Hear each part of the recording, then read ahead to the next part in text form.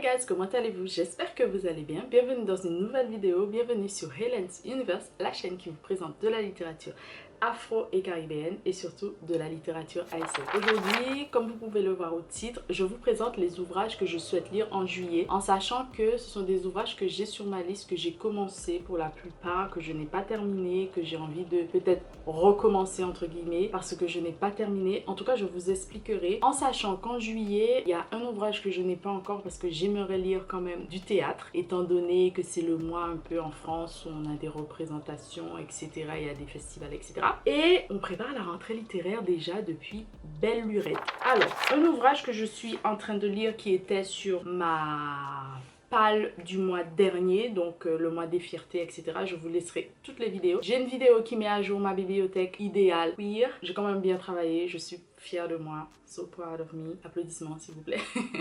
Je vous laisserai tout ça. Mais alors, j'ai terminé mon mois de juin en commençant Mon cœur bat vite aux éditions Mémoire d'Encrier de Nadia Chonville qui se présente comme ceci.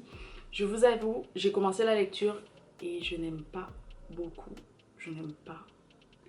J'essaie d'avancer quand même, mais je n'aime pas jusque là. Ça raconte l'histoire de Kim qui a commis malheureusement un meurtre, si on peut dire ça comme ça, et on remonte aussi sur les ancêtres de certaines personnes, et la personne qui raconte a l'air d'être une mère qui a perdu du coup cet enfant que Kim aurait quick. Bref, je vais continuer, je pense. C'est pas un livre très long, il fait à peine 200 pages, je suis à peine à 57 pages, voilà, je suis pas très loin non plus. Donc je vais donner une chance, je vais continuer à lire, surtout dans les transports, j'essaie de m'y mettre parce qu'à la maison, ça me donne pas du tout envie. Je vais quand même continuer. Ensuite, il y a deux ouvrages que j'ai commencé et que j'ai pas terminé. C'est donc Notre sœur rabat-joie, Méditation oblique du noir d'Ama Ata Aïdo aux éditions Rodbo Creek, qui se présente comme ceci, que vous connaissez, je pense. Première fois que cet ouvrage a été traduit en français. Trop contente. J'ai feuilleté parce que les thèmes me plaisent beaucoup. En fait, c'est une jeune fille qui part étudier. Elle vient du Ghana, elle part étudier en Allemagne, je crois, et après peut-être à Londres, il me semble. Et elle se rend compte comment elle est déçue par en fait tout ce qu'on lui avait dit de l'Occident et comment les personnes, surtout nous qui venons d'ailleurs et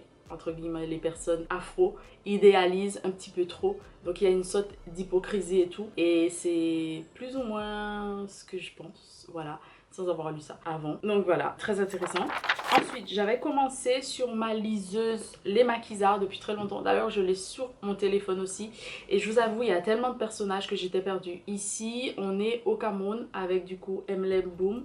C'est un ouvrage qui n'avait pas été publié depuis très longtemps. Et là, ça a été republié aux éditions Folio au début de l'année. Et je suis trop contente parce que au sein de cet ouvrage, on a carrément un arbre généalogique pour pouvoir remettre un peu tous les personnages à leur place. Et là, on part avec un personnage, Ruben, qui va un peu être le leader pour la révolution et aussi l'indépendance au Pays Bassa. Très intéressant, ça va m'apprendre un petit peu plus peut-être aussi sur le Pays Bassa, sur le Cameroun et pas mal d'autres choses. J'aime vraiment beaucoup jusque-là ce que j'ai lu, mais je vais recommencer parce que beaucoup de personnages.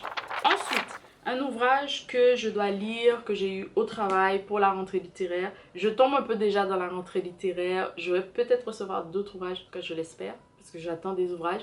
Vous verrez ça dans ma vidéo de mon bilan de mi-année, à peu près tous les ouvrages que j'attends, notamment pour la rentrée littéraire. J'ai hâte. Vous savez comment j'ai hâte toutes les années pour les rentrées littéraires. Ça nous permet de découvrir de nouveaux auteurs, de nouvelles autrices et aussi d'approfondir. J'ai toujours hâte. Je sais que tout ce qui est autour de la rentrée littéraire, voilà, il y a des débats. Je suis d'accord pour certaines choses, mais voilà, on va soutenir les personnes qu'on doit soutenir. Là, donc, j'ai reçu Chipango, je pense qu'on dit comme ça, de Jean-Marie Blas de Robles aux éditions Zuma qui se présente comme ceci. Là, j'ai une épreuve non corrigée, des épreuves non corrigées d'ailleurs. Je vais le lire, c'est la première fois que je pense que je vais lire cet auteur. C'est un auteur de cette maison d'édition, c'est pas son premier roman. Et ensuite, je vous avais dit dans mon haul des 5-6 premiers mois de l'année que j'avais fait un craquage sur une autrice que j'aime beaucoup, donc Buchi Emecheta. Et j'avais envie de lire La Dot, c'était mon prochain, donc je pense que je vais le lire.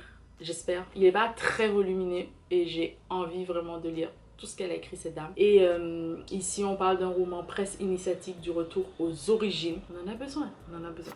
Donc voilà, ce sont les ouvrages que je pense lire. Et je vous parlais aussi d'une pièce de théâtre qui s'appelle Chlordécone, que je vous mettrai ici, de Béatrice Bienville, il me semble.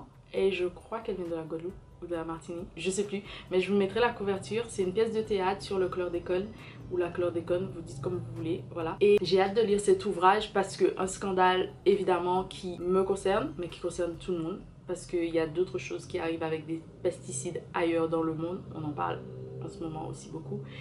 Donc tout le monde est touché, peut-être pas particulièrement par la chlordécone ou le chlordécone, mais peut-être par d'autres, l'épiphase, etc., etc. Donc je trouve que c'est intéressant et de voir qu'il y a eu un non-lieu aussi. Il faut se questionner sur ce genre de choses. Mais on aura l'occasion d'en parler à nouveau. Et puis je ferai peut-être aussi des liens avec d'autres ouvrages qui parlent d'autres scandales sanitaires. Voilà, parce qu'il y en a. Et qu'est-ce que je voulais vous dire aussi? N'hésitez pas à me dire ce que vous allez lire en juillet. Moi je dois filer, malheureusement, je peux pas rester avec vous tout le temps. Mais on se revoit dans une nouvelle vidéo pour de nouvelles lectures ensemble. N'hésitez surtout pas à mettre l'emoji que vous aimez le plus, qui va ou qui a un rapport avec les thèmes que j'ai abordés ici dans cette vidéo. Moi je vous mettrai un emoji ici, ou me dire ce que vous pensez lire en juillet. Je n'ai pas de vacances en juillet jusque là, mais j'espère pouvoir lire tout ce que j'ai envie de lire. Merci de m'accompagner dans ces aventures, évidemment. Je continue à boire mon petit breuvage. Je vous embrasse fort et on se dit à très bientôt pour de nouvelles aventures ensemble. Bisous. N'oubliez pas de vous abonner, de partager.